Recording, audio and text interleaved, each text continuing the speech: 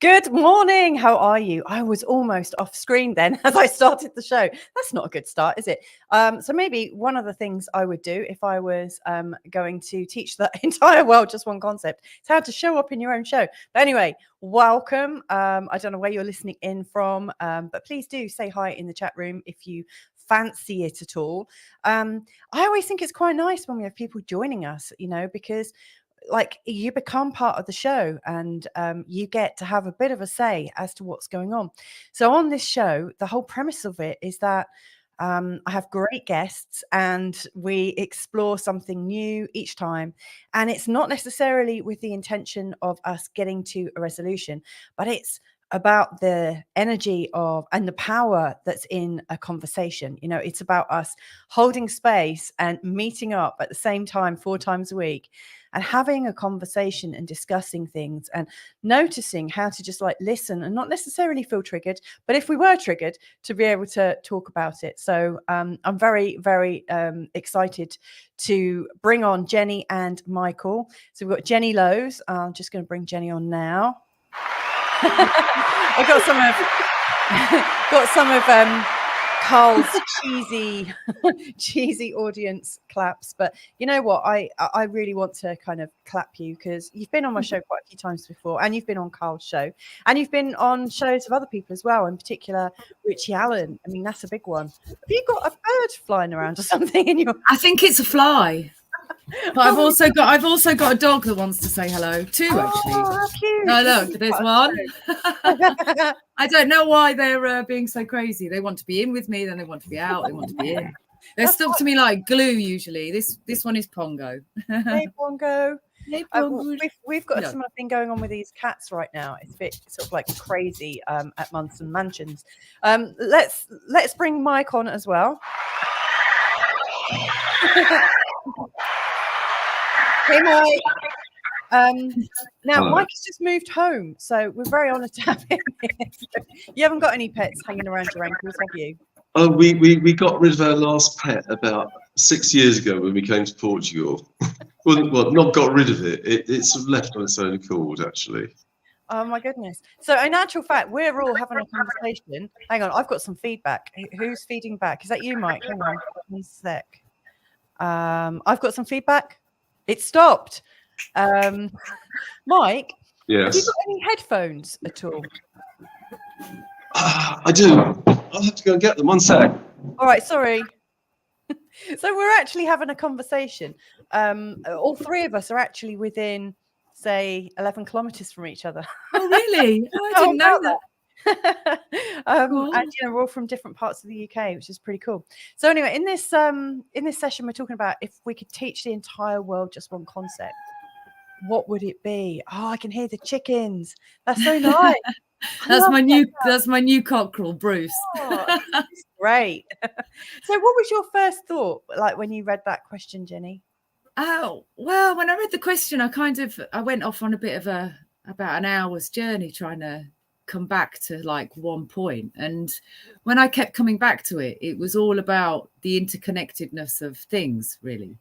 Yeah. And I think that because you can apply that to so many different like scenarios, but I think that that's something that we as humans either don't have a grasp of or we don't have a knowledge of at all, is about how interconnected everything is, and that everything really is all about energy. And at the very basis, like at a very basic level, a root level, it's all about energy. And like my energy today is a little bit low. My voice has actually dropped a whole octave, I think. So I kept coming back to the kind of the interconnectedness of things, and that every action has a reaction, and the butterfly effect is very real. That's where I kept coming to. I kept going off on different tangents and I kept coming back to the same thing. Everything is interconnected. And I think if we were able to know that from a very early age, if we were taught that, and we were taught about how inherently powerful we are as human beings, and how much energy we actually hold. So I don't know if, like, many people have heard of Bruce Lipton. I think he's become more and more. And the amount of cells that we apparently have varies depending on what source you look at, but it's at least 50 trillion cells that we have. And each of our cells is said to have like an action potential, energy potential of 0.7 volts. So when you do the maths, I'm not great at maths, but when you do the maths, that's a lot of energy that we individually hold and we can utilize for our good and our benefits, but we're not told how powerful we are as humans. I think we're deliberately kept from knowing that. And we think about the extreme like possibilities that human beings can do. If you look at the population as a whole, people have such skills that you can't even imagine that anybody could have. But we all have that ability. It's just that we've never been taught to use it. You know, we've never been to how inherently powerful we are. Wow. I love that. I mean, that's a pretty massive and amazing opening gambit on the question. We can almost like end the show right now. But I want to bring Mike in now. I'm not entirely sure if I've still got feedback. Let me just test. Hello, 1, 2, 3 testing. I can hear you perfectly. Fantastic. And the chipmunk cockerel. That's Jennie's Bruce. I think we're okay. Thank you so much for getting headphones, Mike. I really appreciate it. That's a pleasure. What do you think about this question? So, I mean, it almost sounds like I've collaborated with Jennie on this because I've never met Jennie before. I've seen her on your podcast before. But mine is responsibility, and that if we were all responsible, not just for ourselves, but actually for the world we see around us, we would find that incredibly liberating. And we'd move away from a world where entitlement is basically what we fight about. We fight about entitlement. But we're not going to fight about being responsible for stuff. And if we all took on that we were responsible totally for the world around us, and that's in relationships, what's going on politically, etc. I know it sounds somewhat bizarre, but it is a place to stand, and it is a place where we start to become powerful and actually start making really important decisions about how we behave and how we relate to each other. So I feel completely responsible for having come with echoes to and it doesn't mean I'm at fault or I'm to blame or there's something bad about it. But actually I can say, okay, I'm responsible. I'll do what I can to make the situation better, and not feel bad about it. Just put it aside and just move on with life. And I really hear echoes of that in what Jennie was saying earlier. Yeah, it's really beautiful. A really beautiful start to the show. I mean, I was thinking about it in the shower. I don't normally think too much about things in the shower, about the show. I just allow it to kind of happen. But actually what was coming up, I had a whole bunch of thoughts and feelings, but one of them that came up mirrors a little bit what both of you are saying, actually. And that was how to not take things personally. Because when you take things personally, I guess, you're not really taking full responsibility. You're just having a reaction to what somebody's saying. But that doesn't sound as cosmic as what you guys have come up with. I like it. I just want to bring on some of the thoughts of the people watching, because I'm sure we've got some great ones. We've got the Ancient Mariner that's joining us, saying one concept: trust your intuition every time. First impressions are always correct, even if you make the mistake of changing your mind afterwards.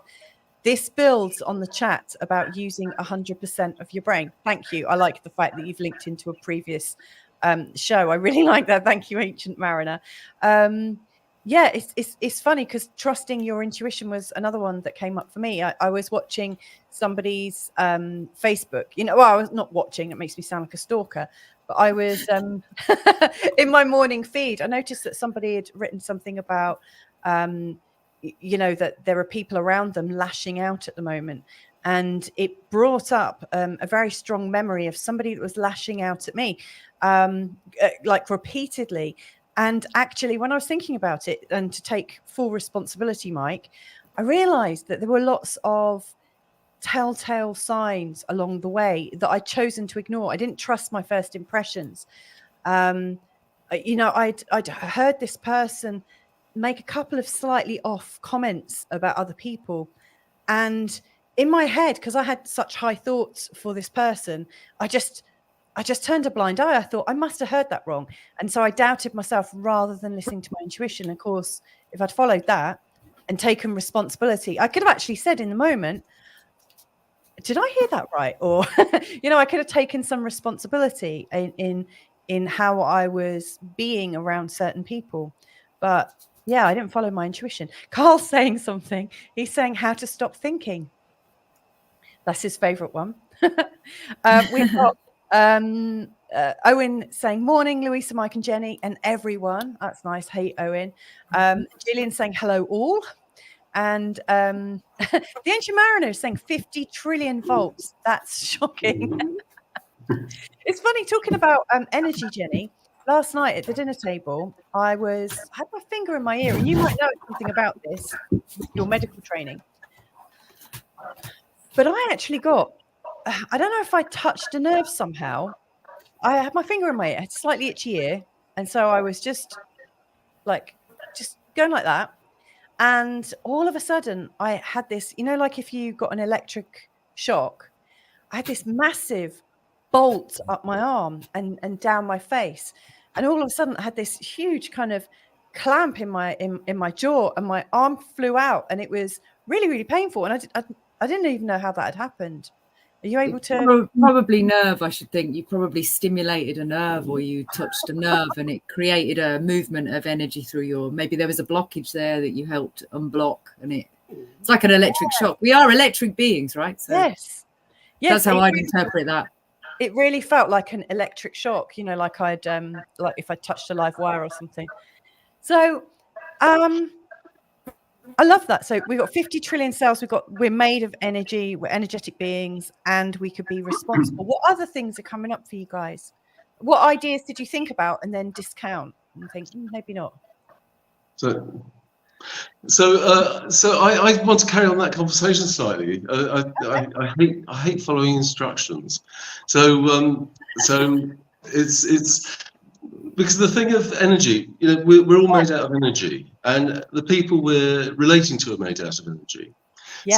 So one of the way of looking at that person who's being a bit off with you or whatever is, rather than saying, well, what's wrong with them? I should speak up and confront them on it.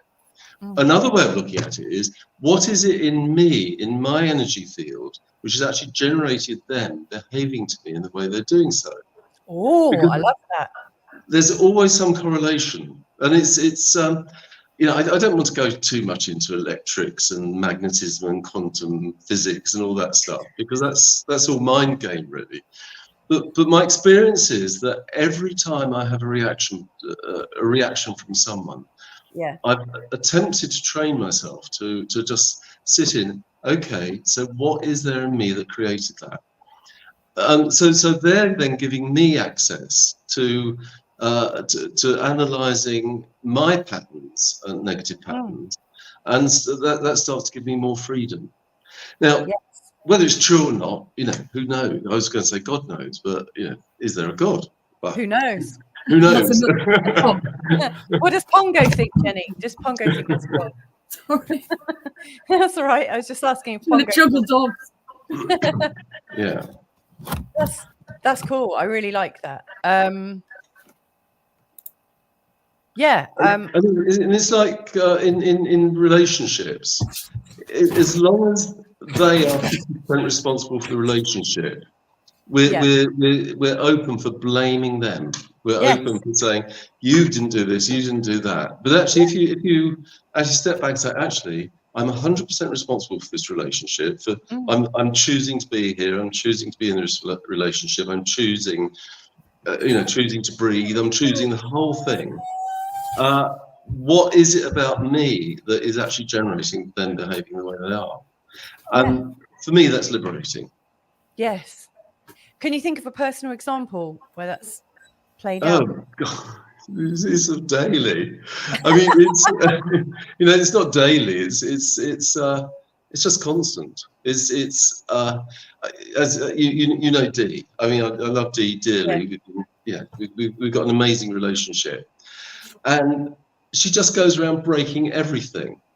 I like looking after stuff. She has this, not clumsiness. I mean, there's something almost deliberate about it sometimes. And I have a choice of actually, okay, why have I materialized having someone breaking everything which I love in front of me? And I'm exaggerating, of course. I'm allowed to. And actually, it's that makes me think, what is it about all this stuff that has me desperately trying to protect it?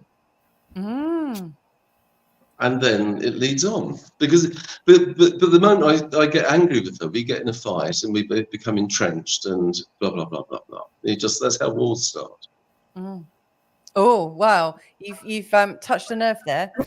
Gillian is saying, I feel for you, Mike. I'm not good with things being broken. And Ancient Mariner is saying, Mike, 2 thoughts. It may not be you who is causing their behavior. Secondly, at the risk of sounding absurd, do they actually exist? Or is it just your perception of what they are doing, saying? That's so great. I love that. Yeah. I don't know. All I know is my consciousness has created this sort of image in my brain of the world and all these things going on. I don't know what my eyes are actually seeing, if there is such a thing as seeing. Who knows? But well, I have a shared experience of your Dee, not with her breaking things, but I have a shared understanding of who Dee is, and I'm hoping to introduce you guys as well to Jennie at some point. Ancient Mariner is saying, when I say exist, what I mean is that they are no more than a construct you've generated inside your own head. You're selectively interpreting the inputs you are receiving from them. Absolutely. And he's also saying bingo, and Gillian is loving it. The Ancient Mariner, does anything exist? Well, I mean, that's actually quite a cool thing to teach, isn't it? That nothing exists, which goes back to you, Jennie, at the start, talking about everything is just energy and interconnectedness. Yeah, I think what Mike was saying about, when you have a reaction from somebody or something comes into your field and you think why are they behaving like that? Almost like it's like Mike said, have you invited that behavior in? And I don't think you always invite that behavior or that thing in. I think sometimes just you cross paths with people. And you might just be in the wrong place at the wrong time. Like, I don't know, you go to the supermarket and somebody's angry and they lash out at you or something like that. But I think in our own interpersonal relationships, I think there is a lot of that is why have I felt the way that I felt by what you did or said? It's understanding. It's like a trigger, isn't it? It's understanding why you feel like that. And I have a son that is very protective over his things, and he gets very upset if things get broken and it wasn't anybody's fault. Even if it wasn't anybody's fault, he gets very upset. And I'm not 100% sure where that actually comes from, because my other son's not quite like that. So I think there are things that are inherent in us from childhood, I suppose, from an early age, that give us a sense of how we respond to things in kind of real life. But going back to the responsibility of things, of taking responsibility, I saw a very good video the other day that was talking about, so for example, let's talk about your own health. You've got poor health, and someone says that, well, you have to take some responsibility for that, and people take that as you're being blamed. It's your fault that you're in this state. But actually, the word responsibility simply means you have the ability to respond to something.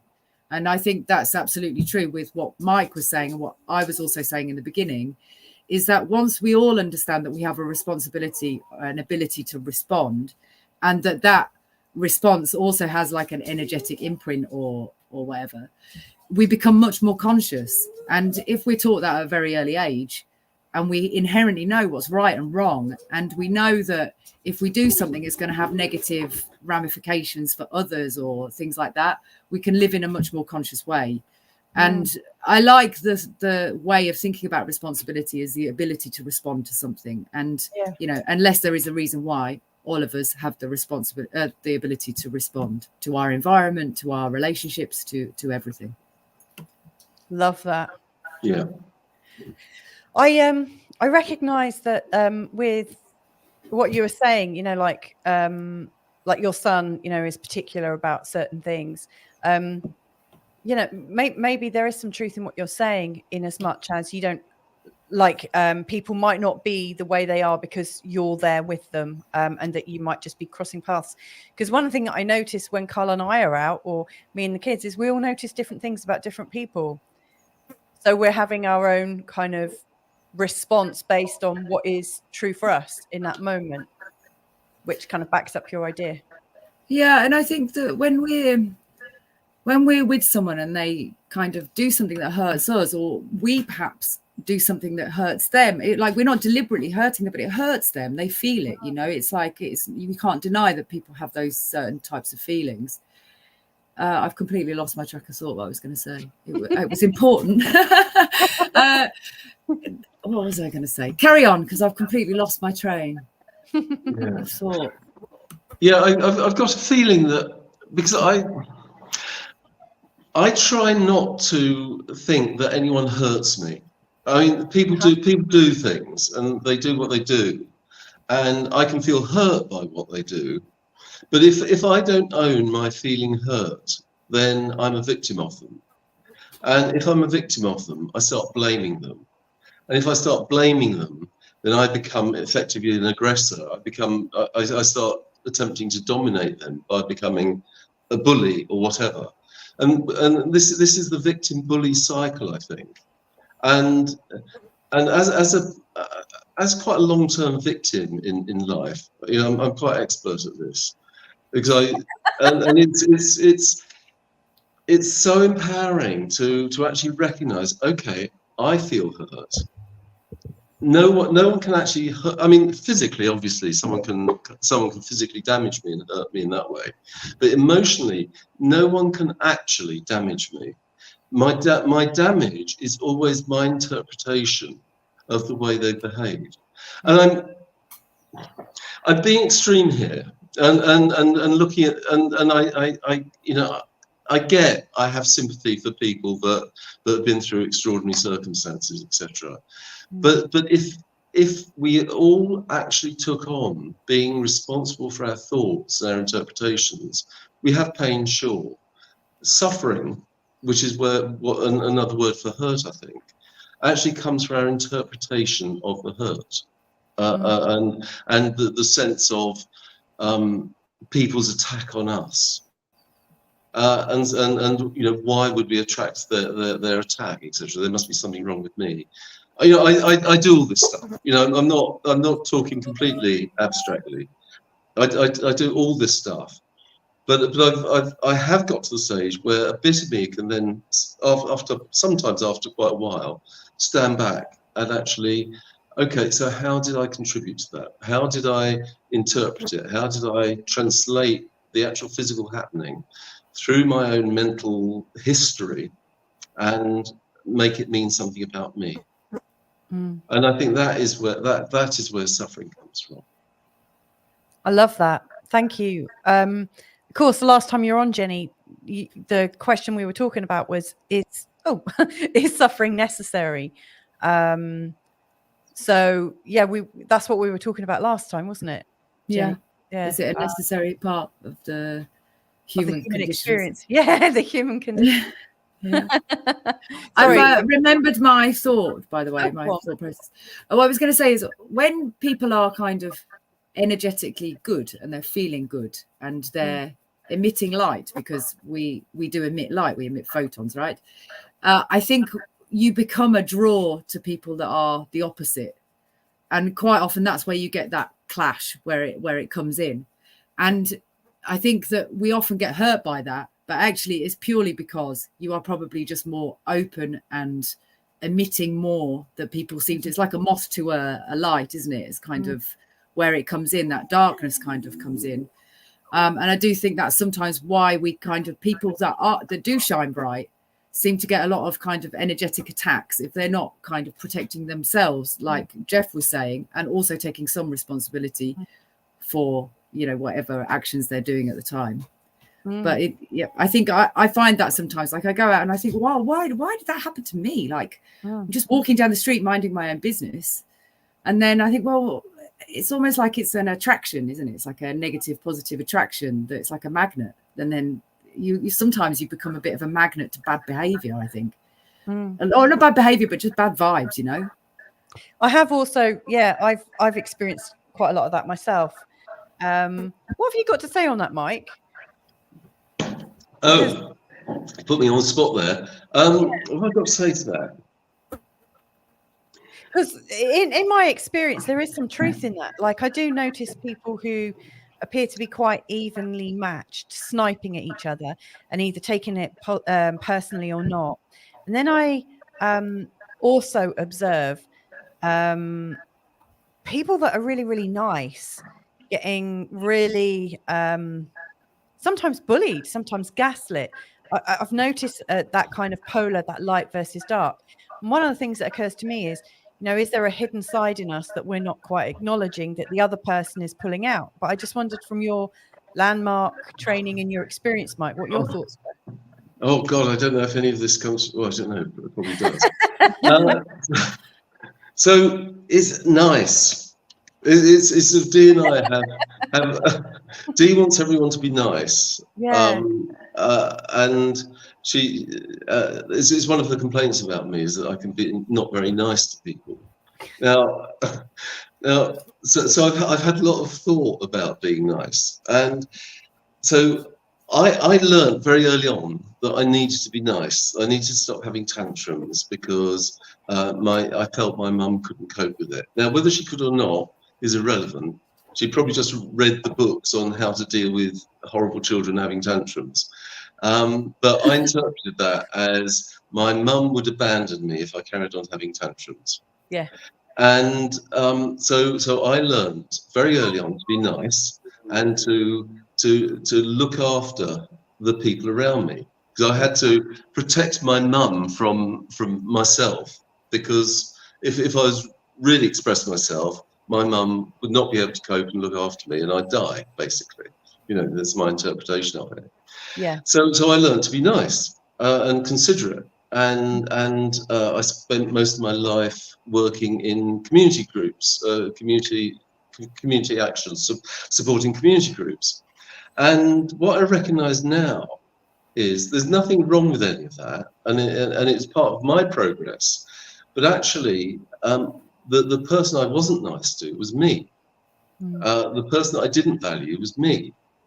And I'm now going through a process of attempting to value the contribution I can make to the world, not for what it would do for other people, but for who it will make me into.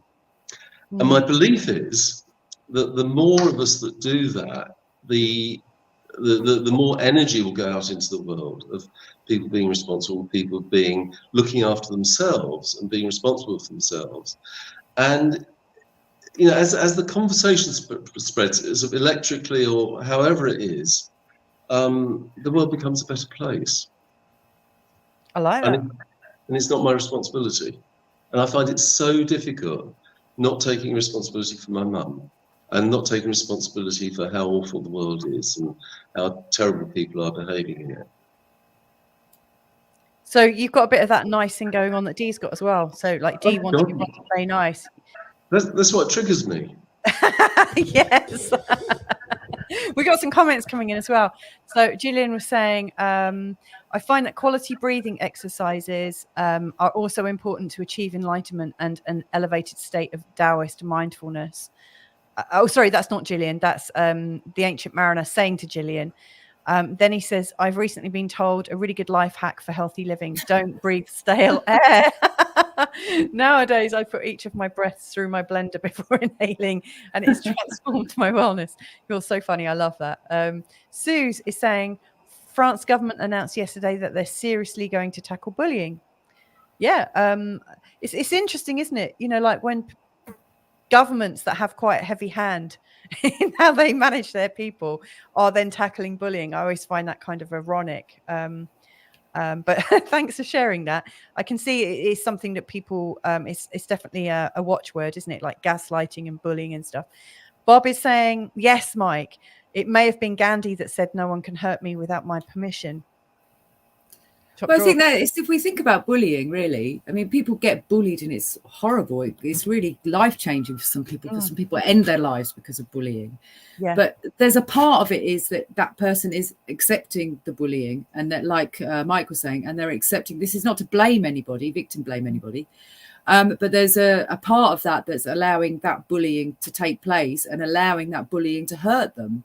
Yeah. And if we taught people, because bullies pick on a particular kind of person, don't they? Yeah. And if everybody, there's certain people that they don't bully, because then they're not able to bully that person, because that bullied person won't accept it. And bullying is horrible. It's really destroying for a person. But we almost, in this society, we don't empower anybody to prevent that behavior from happening. It's the behavior happens, it's the bully's fault, which, you know, on a part it is, because they are delivering the behavior. But at the same time, and I've been in this situation where I've allowed myself to be emotionally bullied for many, many years. And it took a long time for me to come round and to say that's not happening anymore. And what came afterwards was worsened bullying and more stuff. But in the end, it got to a point where I was like, no, I'm energetically cutting that off now. And I'm not letting that enter into my mind space anymore. And I'm sure there is still some parts of me that needs to heal from that and to understand why I was kind of a draw for that behavior. And that, again, is not to victim blame anybody. And sometimes when I think that people are very pro empowerment, it almost sounds like you're kind of victim blaming somebody, but it's not. I think that we've got it all wrong in this society, is that we focus on the negative behavior and we don't focus on the way in which we can stop that behavior from happening. Yes. Sorry, I've got another. No, it's absolutely fine. Pongo can join us. So I mean, absolutely, Jenny, and along with that, I think we really need to recognise the bully within us, because you know we are everything. You know, there are times I've been a bully. There are times, you know, hopefully not extreme, hopefully not sort of legally, but certainly emotionally I have. Yeah. And unless we recognise that within us and forgive ourselves, because we actually need more forgiveness. We need, you know, the whole thing with Russell Brand, for example, the way in which the conversation is being presented is that there's no opportunity for redemption. You know, once we've done something bad, once they've done something bad, they're stuck with it for eternity. Yeah. And then we don't recognise that we do bad things in ourselves. And you know, and this goes back to the responsibility thing as well, because actually responsible for the way we bully people, the way we, you know, mistreat people, which we inevitably do all the time, because we're sort of this strange mix of being highly competitive but also highly social, and it's a difficult thing to hold. Yeah, it is. Yeah, thank you both on that. Like, as a kid, I had really quite flamey hair, and I had like national health glasses and a limp, quite a noticeable limp. So I used to have people taking the mickey out of me all the time, and it was very personal, because it was about the way I looked and the way I moved and whatnot. And yeah, I did take it to heart, and sometimes these people would like push me around a bit, and you know, my mum would take me aside and say, "Oh, Louisa, you'll be okay. Just ignore it. Turn the other cheek." And then when my mum wasn't looking, my dad would take me aside and said, "Right, Louisa, what you need to do, you need to bully him back." And I remember in trying to manage this, like going after the ringleader and getting him on his own, and physically, like getting up in his face and like pulling his hair and all sorts to like absolutely terrify him, you know. And it worked. It, you know, it stopped. But in that moment, in that kind of tussle between being a victim or being a bully, I became a bully to stop the bullies. I didn't like that aspect of my character, but it was interesting to observe that I could do it. And years later, when I was being run down in quite what felt like a dangerous way by somebody who was very young, really fit, much bigger than me, he we're being joined by Mr. M. So there's this guy who I knew to be a bit of a psycho. What? Not me. No, it wasn't you. Where's your camera? This guy was towering over me and like waving his fists around and saying he was going to get physical. And I had one of our kids in the car, and he was like really, really small. He was a little baby. And because I'd been able to stand up for myself before as a child, I was able to absolutely wave my fist in his face and push him up against a wall and tell him I would effing kill him if he came any closer to me. And I had absolutely no problems in doing that. I found a strength I had no idea existed. So it's quite useful to sort of play with those little interactions and not get really stuck on what it's like to be a victim. Jesus, what have I just joined here? How to bully people? No. Right, okay. No, just talking about, like one of the things, like how this conversation has gone, is, we've been talking about responsibility and where our responsibility lie. Yeah. I was listening. One thing, actually, when you were talking, Mike, about your desire to not hurt your mum, that really reminded me of it. That's got a sort of whiff of Frozen Baby that we were talking about in the last episode with you, Jennie. With like, is suffering a necessary component of the human condition? Mm. It's all interconnected. What would you like to add? Stop thinking, everyone. It has its place, but it's just making you miserable. That's it. I'm done here. Your work is done. Yeah, yeah. I honestly believe that. I think that is why we suffer, because we there are facts about what happens to us, and the interpretations of those facts, that they are bloody horrible things, no question about that, painful, hurtful. And the more, I think there's a direct relationship between the more we think about those things that have happened to us and how more unhappy we become, hence how pain is converted into suffering through the human machinery. It's interesting, isn't it, that when we're talking in terms of what we could teach the entire world in one concept, that we are going to that place of I'm guessing, Mike, your idea of like teaching responsibility is so that we don't have to feel pain, that we can recode it and see it differently, interact with it differently, maybe. I mean, first of all, we have to feel pain.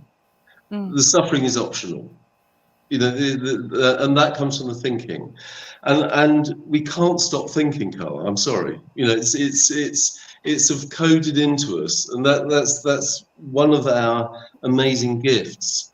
But do we allow our thinking to drive the cart, or? Sorry, I was going into this complicated metaphor. So basically, that'll be the thinking. That's the thinking, Mike. Again. Who's in control here? Yeah. Is it our intuition, our heart, or is it our mind? I mean, the mind is a fantastic workhorse that has created, in many ways, an amazing world. I mean, I think what we've done to the world, against a lot of popular opinion, is actually absolutely incredible. Some of it's not particularly beautiful, what we've done, but fundamentally our mind is incredible. And we basically go back to the jungle if we stop thinking. So I think we really need to think, but I think we need to be in control of our thoughts. We need to understand where our thoughts are coming from, and then choose: do they contribute? One of a spiritual teacher I followed for a while, Matt Kahn, says what the world needs. So the answer to everything is more love, not less. And for me, that's totally profound. And any situation, what would love do here? And that then our mind can be put to carrying out love's command rather than the command of this very scared brain we've got. I listened to another interesting video the other day, which was she was a psychic medium. She's very well known as a psychic medium. And obviously lots of people are very skeptical about psychic mediums and those abilities. But they did like brain scans while she was channeling. And what they found was, like Carl was saying, she wasn't in a thinking phase at all. She was in her kind of theta brain state while she was challenging. And it kept flipping in and out. So while she was channeling the messages, she was in like almost a sleep state. And she wasn't thinking at all. Messages were just being received and then verbalized. It was always really interesting. So there is part of the not thinking. I think thinking less is definitely a good thing. And putting yourself in that brainwave state where that you're awake and conscious, but not really kind of focused on anything that's going around you. You're just present. That's where a lot of our kind of important information comes from that we receive from wherever we receive it from. I love that. And I'd love a link to that. I'll find it and send it. I saw it on TikTok. Yeah, TikTok's like providing a lot of good There's a stuff. wealth of knowledge on TikTok. Also, if it's okay to just interject with or add in some of the comments that are coming in. We've got Sue saying, I think all our emotions were given to us with a purpose, but life experience has warped them. E.g., anger means hate to some, or it is bad. Love and expressions of it are often guarded and withheld. I'll come to that in a sec. Personal message from Mike, that was. The Ancient Mariner is saying, M and J, I'm guessing that's you guys, Jennie and Mike, isn't the responsibility bullying dialectic really a matter of setting and enforcing boundaries? Mike, you really are responsible for everyone's well-being. Suze is saying, I have a friend who I know loves me. I say, I love you to them. They can't say it back. Over time, I got my parents comfortable with it. I just kept saying it. I also told my dad in his last days that I knew he loved me more than anyone else. And he loved that. There's quite a few coming in. Not more than he loved my siblings, just those in my life. The Ancient Mariner is saying, Carl, welcome to the Medway School of Personal Interaction. That's what I was laughing at. Yeah. The Ancient Mariner knows I come from Medway in The Kent. Ancient Marinator. Mike, I am with Carl on this one. The emphasis should surely be on awareness and perception, not analytics, which invariably brings with it a lot of historical baggage. And then Susie's just adding, anger can propel us growth and change. The Ancient Mariner is saying, absolutely, I agree with you completely, and thanks. So there's a bit of a love in and some other thoughts. So it sounds like the Ancient Mariner is saying, yes, the awareness and how we use our thinking. That's what I'm paraphrasing. How do you feel about that, Mike? I'm guessing you're thinking of thought as a tool and it can be useful or not useful. Yes, it's like any tool. We've got a hammer. We can choose to delicately put nails in the right place into, to hold things together, or we can smash people over the head with it. And Medway, tool of interaction. That just brought up a childhood memory of me pretending to hit a friend on the head with a hammer, and I actually did. I've always felt guilty about that. Oh no! Now, Mike, we do have an after-show counselling service for such things, and we'll give the number out for that a little bit later on. Thank you, Carl. I need that. Well, the big problem with that is you are our after-show counselling service. You have to talk to yourself about that. Oh, I can do that endlessly. I love talking to myself. Our conversation then, so like in terms of teaching a concept, it sounds like we've gone down a route of responsibility and getting your thinking a bit more balanced. But what other things I interrupted useful? Mike there okay. on the business of thinking being a tool or not. Or I mean, that's not what you were saying, but I think that's where you're going with it. I know you think I'm a tool, and that's again a problem with thinking.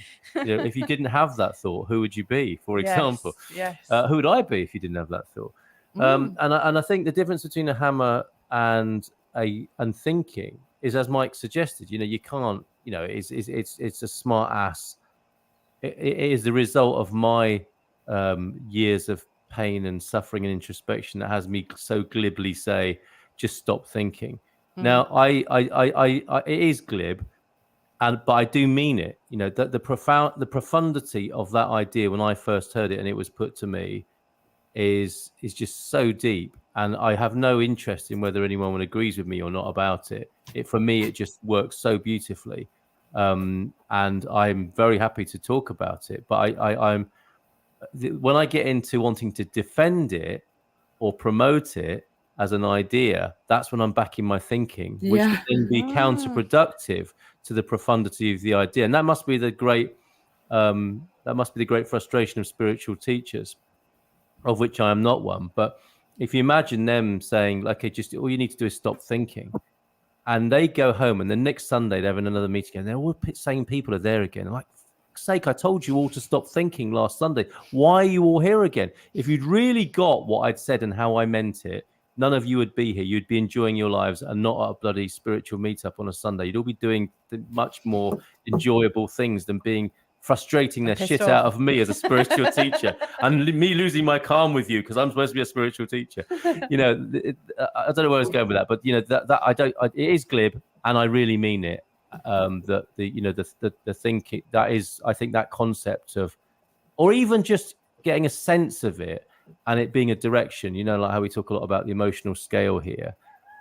Similarly, if there's an intellectual scale or a wisdom scale, taking on the concept of thinking less or catching yourself thinking and what it's doing to you might be a helpful thing in life.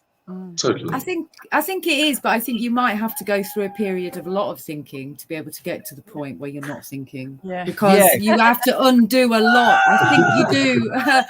And I guess it's kind of like being just in that conscious moment, isn't it? Because thinking is thinking about something that's already happened or is going to happen. Yeah, yes. Exactly. And it's so the no thinking thing, I think, actually is very useful to try and get to a point where you think less, and then you're just being rather than thinking, or imagining, imagining something rather than thinking. So imagine you want to, I don't know, get a new job. Instead of thinking about how you're going to get the job, you imagine how you're going to feel when you get the job, and focus that intention that way, rather than thinking and overthinking and re-overthinking about your job application and everything Great else. Example. Yeah, and just being, if you were to look at people wanting jobs, there would be those who would be magically summoning up a job with those more elevated types of thought, you could say, and those who go straight into, I'll never get a job, or I'm not worthy, and all those things. And there's definitely a scale and spectrum of this. And some of it is more or less helpful, isn't it, that we can see? And, I guess that's why we're given lives, or the illusion of time and existence, in which to ponder and experience these things. This is the show where you can say those sort of things, isn't it? I do like what you guys are saying. In particular, I really felt what you were saying was bang on, Jenny, in terms of sometimes you have to start thinking to be able to work out how to get out of thinking. Because like whenever I have an issue that becomes a problem, I need to for me, how I've worked out how to make my mind work, or kind of work, is to find the original thought. If I can get to the original thought that has caused the problem I'm experiencing, then I can usually do something about it. But often I can't get to the original premise. And Carl's like, oh, you just need to stop thinking, get out of your head. And I really struggle with that. Can you imagine not having to do that ever? Like, as in, I know this sounds so patronizing and condescending, but can you see yourself ever moving on from that? No, I mean, right. I guess you don't know what you don't know, do you? No, and in my mind, where I'm thinking about it now, because you made me, and that's kind of bullying in a way. I've got a vision of someone in an old school Victorian mental asylum, just like rocking. And the psychiatrist saying to them, or whoever it was, a butcher probably in those days, coming up to them with a massive pair of tongs and a hammer or something, about to do a lobotomy, and saying, "What's wrong?" And they're like, "I'm just trying to find that first thought." And this is, I mean, we all have that, don't we? It can be caricatured in that awful Victorian asylum sense, or just a day in the life of anyone where they're trying to remember something and are distracted from what's in front of them by trying to remember an earlier thought, or what got this going, or what I should have said, and all that sort of stuff. I see the difference in, like, I'm not talking about necessarily going over what happened in my head, but just trying to get to which errant thought is creating the situation that I'm in right now. I've seen your process with that. Yeah. And that's when I try to put a bit of spinach on my tooth and smile at you, or do some goofy thing. You try to make me laugh. Exactly. Don't you? Yeah. And I appreciate it. And sometimes you just want to get a hammer and hit me on the head. Yeah. With it. But I offer quarters in that. Yes, Mike's the expert. Mike, what's your process then, or do you have a process? Or? It's. I mean, I completely agree about the original thought. The problem that I found is that what I think is the original thought is actually usually layered upon a previous original thought, and it seems to go back and back and back. And going back to I can't remember. Was it Jennie was saying about? About your sons, Jennie. The one of them's very obsessed with looking after stuff, and the other less so. And where does that come from? And I mean, I have difficulty with that because I was brought up a complete pragmatist. I didn't have any belief in spirituality. I was brought up as an atheist. Blah blah blah. But my experience is that things seem to come from somewhere, and when I look back at my life now, it feels like every single thing which has happened in my life has been to help me get an awareness of what it is that stops me really expressing myself in a free and powerful way. And when I say powerful, I don't, my tendency is to think dominating, but actually I know it's possible to be powerful without being dominating. And it feels a bit, my instinct is that that's what this life has been about for me. And that all the training in, feeling I had to be nice and blah, blah, blah, has all been part of providing a life which is sufficiently unacceptable that I'm prepared to do something about it. And I think that's what life is about. It's actually having a sufficiently unacceptable experience that you start to experience the real you within life. Wow. Well, that just sounds like a discovery scientists will make in years to come, doesn't it? I mean, to me, that seems. Carl, like, I've done it. Exactly, but that is what we see, isn't it? These genius realizations occur, and then it's the thinking again. Society's version of thinking about everything is science, isn't it? Yeah. And we kind of defer to that and sort of genuflect to it as like this has gone on for a long thought processes. Thinkers gather in institutions to think about things, and then enough of them agree with each other to say this is so. Then they publish a paper when they call it peer reviewing. And it's just what Mike Brodie said back on the 28th of September, 2023. But you didn't get funded by Pfizer to do it or anything like that, Mike. Sadly. How do you know? Okay, all right. No, I mean, I know you never disclose your sources. Yeah. Because some of them are socially unacceptable in our circles. But this is exactly what I'm talking about. That to me is genius that didn't touch the sides. What you're saying is absolutely right. That's evolution. That's human evolution, isn't it? Why wouldn't life, God, existence, the universe hurt you a little bit to put you back on the right track? Which is how I'm summarizing what you said. And then it will be a psychological doctorate in years to come saying exactly the same bloody thing where a load of people agreed with each other in an academic institution. Yeah. That's just my beef and hang up with those kinds of people. It doesn't matter. Yeah, that speaks more about you. Yeah, right. Just bullying the establishment in my own little way. And it's easier for you to bully something that's out there that's not actually a direct person in front of your. Just an idea in my head. Yeah. Okay. Tilting at academic windmills. Yeah. In my own little world. Yeah. Jennie, what do you make of this like Russian rant. Bravado? Yeah. Bravado. I do think maybe kind of adopting a complete no thinking approach is a little bit of kind of dissociation and because I'd be able to probably not think very much after a time 3 months in a Buddhist temple or something like the monks do. you know, they achieve that level of kind of balance and peace. But it's very difficult to do that in this modern world, in the way we live, to not think.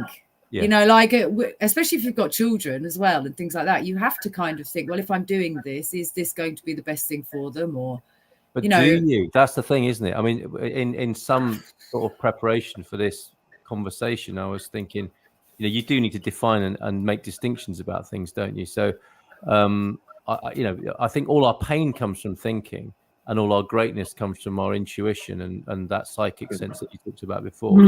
I think it could be possible to live quite a functional life, more on that end of the spectrum of intuition and spontaneity. It'd be quite high risk, absolutely, and it would be terrible. I mean, that's the thing with the title of the show, isn't it?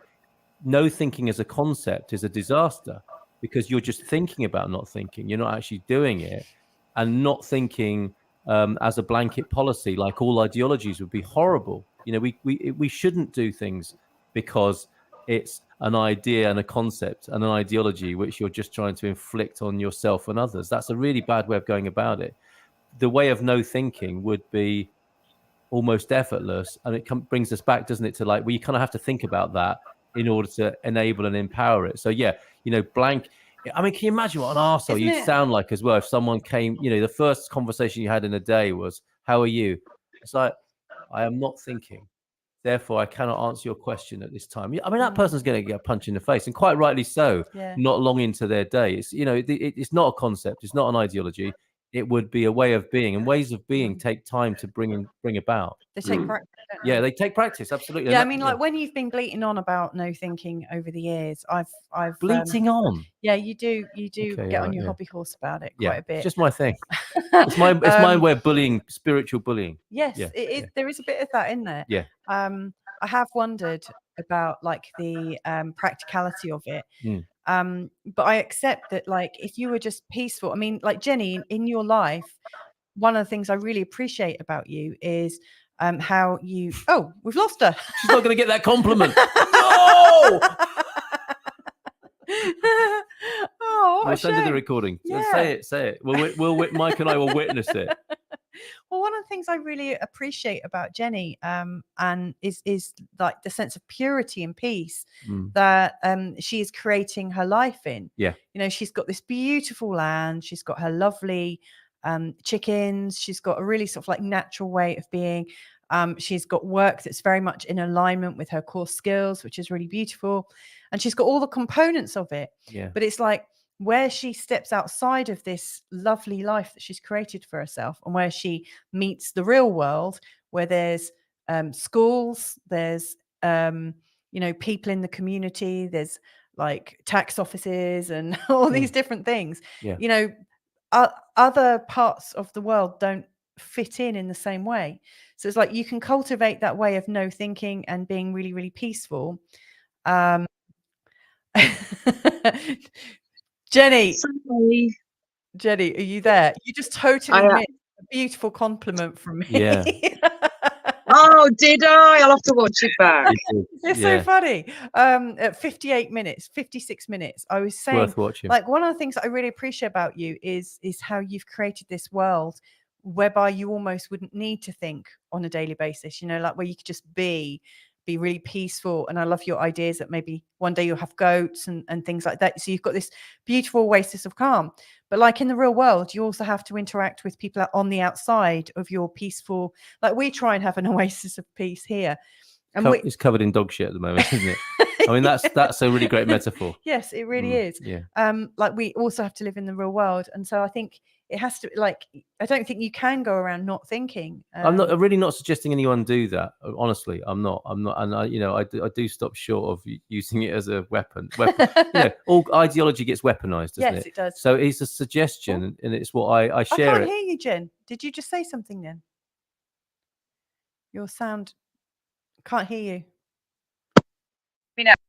I can hear you now, definitely. Yeah.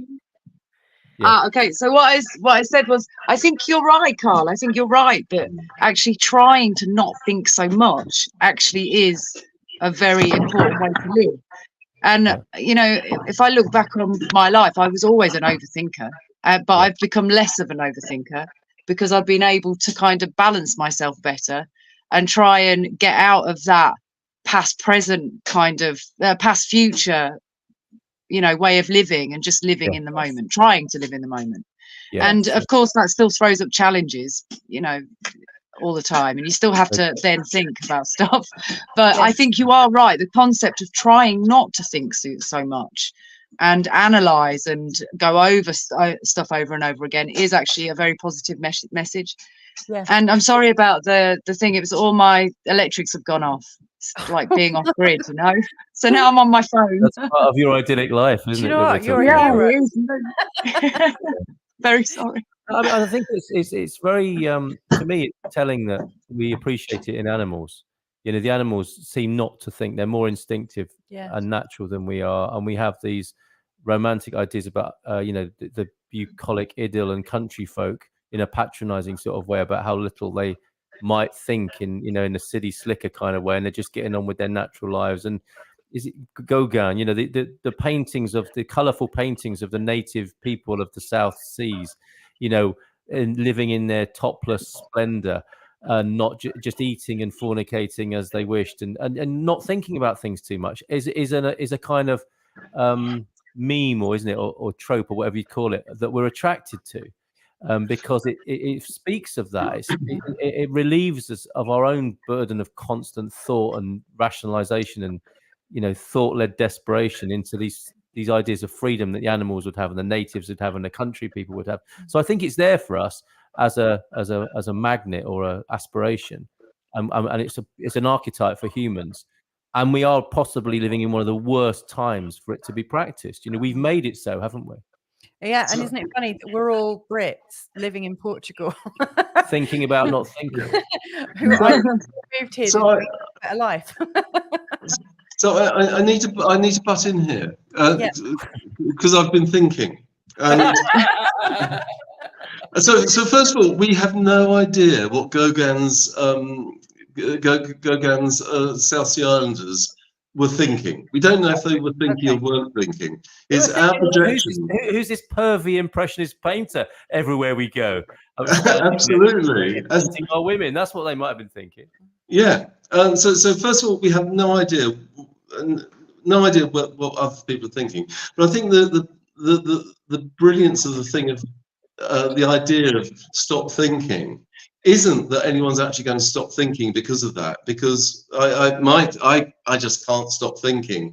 So occasionally when I go into meditation, I stop thinking, but it's not something I can turn off. But it actually makes me present to the fact that I am thinking, and then gives me access to the thoughts that I'm having, and going back to being responsible, I guess that I start to notice that I'm generating all this rubbish, which and it doesn't stop me generating the rubbish, but I'm aware of it. Yeah. So, and my feeling is at some point I'm going to have a nervous breakdown or something, and then all the thoughts will disappear. I don't, I suspect that's what happens to the people who have amazing breakthroughs, is that they basically have a nervous breakdown. Yeah. And I think it is. Yeah. And we've made that. I mean, and it is it can be a horrible thing because of the chronic scale to which it goes to for most people. Yes.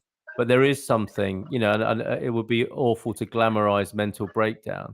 But I think that is the dynamic of what's going on, is that people just cannot take any more of how we've been conditioned to think and behave, and they just blow a fuse. And the how problem we conditioned ourselves. Absolutely. Yeah. But I think it's a cultural thing as well, isn't it? And it's no accident that we have what are thought to be the highest levels of mental ill health, because I think that is going on. You know, we are these. I don't know if you've Jennie, you'd have probably seen this in your training, you know, anatomy and physiology. But you know that representation of the human body where the most sensitive parts are accentuated. There's one in the Natural History Museum. So, you know, the lips are very big, the hands are very big. Yes, sir. Yeah. And it's a really brilliant representation, a different way of looking at humans, that they're, you know, the biggest parts of the body, the most sensitive. And I think if we did that in terms of our consciousness model, at the moment, so much of human consciousness is in the thinking bandwidth, and it would be a massive, overbearing, overshadowing part of the bandwidth that overshadows and obscures the more psychic and intuitive capabilities that we have all along this beautiful spectrum of our consciousness. And no wonder some people are just breaking mentally because of that. You know, they know, the kids know they have these beautiful abilities, and they're coached out of them, aren't they, in no uncertain way by family, friends, and society. So why wouldn't they have a breakdown of some sort later on in life? Yeah. We've got loads and loads of comments coming in. So I think I'll just read these ones out, and then we'll maybe have a little roundup. I think this is another one of these conversations that can keep going and like come back from the dead in a new guise, because like we've gone down the like thinking route. I mean, like we could equally have so much fun talking about.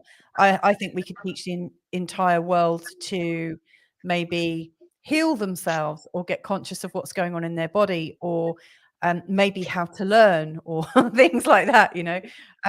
Anyway, here's what's coming up. So we have got right. So we've got, I totally agree with Carl. The best remedy for any problem is a good night's sleep.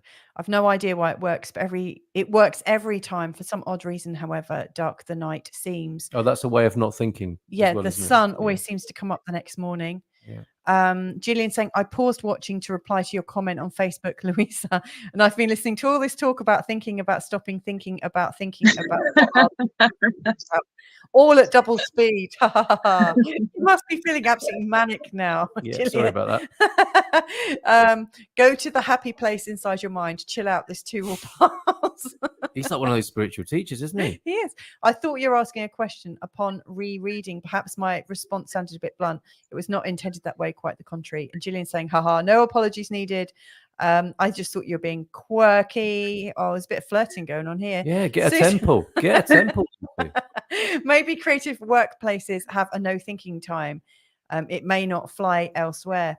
You know, there are lots of big businesses now that are doing like these quirky little breakouts.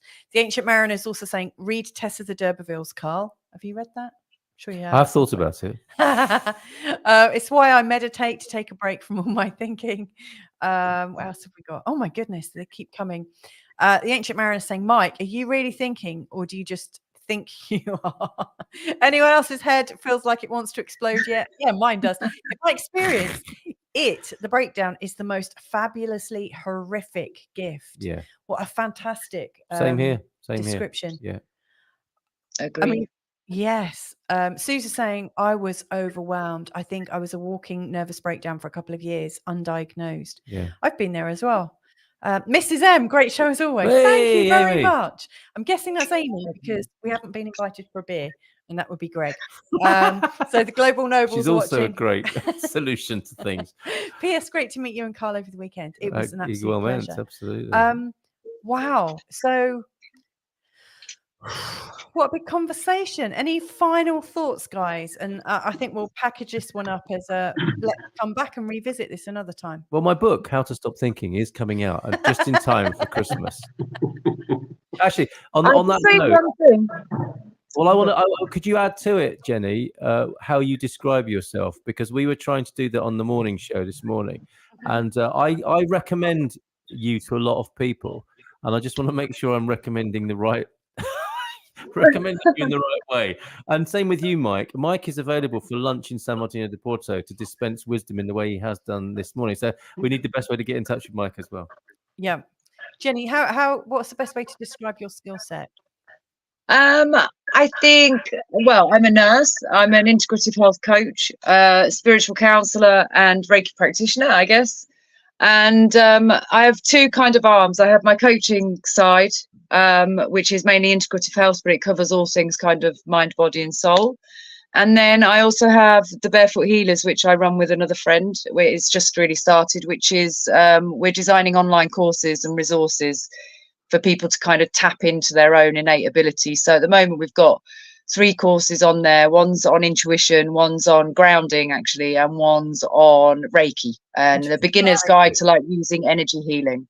And also, obviously, dog mum of 4, chicken mum of 14. But the one thing I was going to say before you go is when people are finding it hard to meditate and their minds are drifting and they're thinking too much, one of the best things to do is have a piece of paper and a pen next to you so that you can write down the things that are coming first to your mind, because they're the things that you need to deal with. They're the things that are coming in first. They're the things that you need to approach first. But then there's a tip that I also sometimes use is if you can't stop thinking, is you think, I wonder what my next thought is going to be, and see what happens. Whoa, nice Jedi In my experience, what happens is you don't think no more. Yeah. All of a sudden it goes quiet. Yeah, I thought that. Yeah, it goes quiet. Yeah, I love that. Really love that. Thank you. Mike. how to get in touch with the great Mike Brodie. And what's Mike Brodie up to? That's I think the you realise. What am I up to? So how do I introduce myself? Well, I've been thinking about that, and I think I am a metaphysicist, and I'm an extra donneur as opposed to an entrepreneur. What's that mean? So it's about actually widening scope and giving, as opposed to looking in the cracks and taking. Oh yes. So entrepreneur is taking from between the cracks. Extra donneur is just enlarging things and creating more, giving. And my passion for the last 20 odd years has been something which came to me, and it's called OurNet, and it's you can check it out on ournet.online. It's basically around creating a context in which people can gather together in communities and communicate and create and relate to each other in a constructive way. That's my real passion. Well, no, my real passion actually is people, even though I hate them. But it's well, actually, they scare me. The people scare me because I've got to deal with them.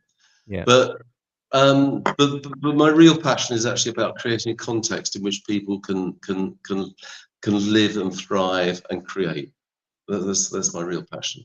That's so fascinating, Mike. Somebody who hates people would want to do that. Yeah, I mean, putting it that way, it's almost like there's a new sociopathic version of the wounded healer, isn't there? It's like the wounded communitarian or the wounded communicator.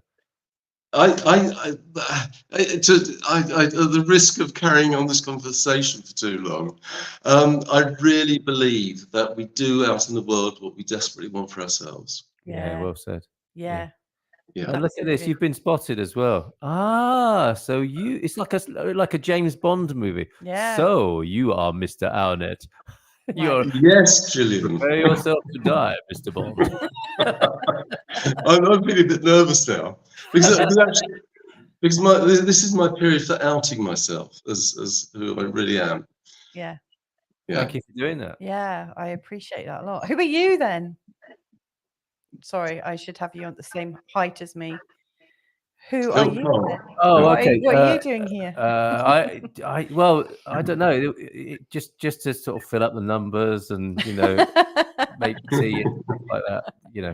It's great fun to listen to the show as I do my post production for my Good Morning Portugal show, and then feel myself being drawn away from that and back onto the screen to have these wonderful conversations. So that's what I'm here for, is a chance to balance my what I was saying before, like the spiritual correct bully in me with someone who might have something useful to contribute to the conversation. That's an ongoing struggle. Oh, it's great that you're here too. Final thoughts then from people watching. George Bernard Shaw, the power of accurate observation is commonly called cynicism by those who have not got it. That sounds like it's from personal pain, doesn't it? Yeah, it's like predicting our next sneeze. Owen saying great show. Thank you, everyone. Oh, no. Gillian was saying, I knew there was a reason I didn't like entrepreneur, like the name entrepreneur. So you're OurNet, Mike. And Susie's saying, I was in an emergency yesterday, needed a tetanus shot. I told her how it came about. Her response, I heard it and felt it deeply. Thought she's in the right field. Talk about TLC. Yeah, healing connection there by the sound of it. Yeah. Yes, absolutely. Well, thank you everyone for joining us today, whether you've joined us in the chat, live, or if you're joining us in Listen Again. Thank you to my wonderful guests, Jennie Lowes and Mike Brodie, and also Mr. Have we M. got a message for the person you didn't include there? Was the YouTube administrator who's working through these now, thinking, well, do I ban this? Do I leave it alone? What the hell? Where does this go? Does it go in the Russell Brand thing, the John Campbell thing? Okay, I'll just go for a coffee break and leave it. Do you know what? I actually, I've got a disclaimer at the bottom of every show just to say whatever is discussed here, you know, we're not advocating any kind of way of being, and it's on your own responsibility. But on Monday, there was quite a lot of talk about Germanic New Medicine. And Rob messaged me and said, maybe you should put in a disclaimer, and I did, but I actually moved it to the top of the description, so it's really obvious that, you know. What shock horror! You might be talking about things that could help people. How dare you? Yes, but yeah, I don't know. Who knows? Who knows where this will go? But I'm really excited that everyone's here and joining me. So thank you all. And I hope this has been interesting, and I look forward to connecting with you all again real soon. Cool. Have a great day, and we'll speak to you all again real soon. Bye for now. Bye. Bye-bye.